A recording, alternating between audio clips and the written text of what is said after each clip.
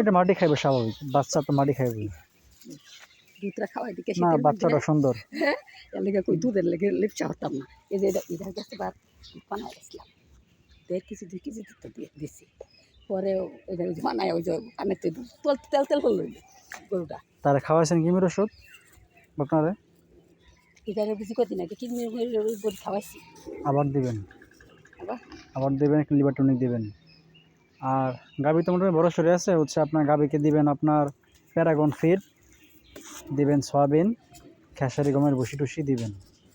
আর যখন গাভীর বয়স 1 মাস হইব তখন বাচ্চারা দিবেন আগে কৃমিনাশক, কৃমি ট্যাবলেট দিবেন তখন।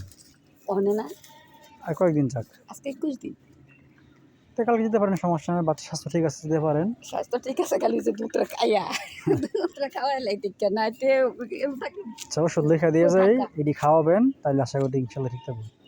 গরু তো অ্যালার্জি সমস্যা আছে।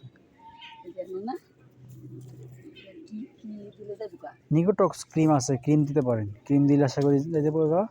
ও আরেকবার এডারও আসিল, পরে ডাক্তার আসিল, দেখাইছিলাম, পরে ইয়া দিছিল ইঞ্জেকশন, ইঞ্জেকশন একটা বড়ছিন, একবার একটা বড়াইছিলাম, আবার এই যে ইয়া দিছিল ড্রপ। ড্রপ এমনি উর্বদা দেউন লাগছিল আর খাওয়াইছিল যে নাকি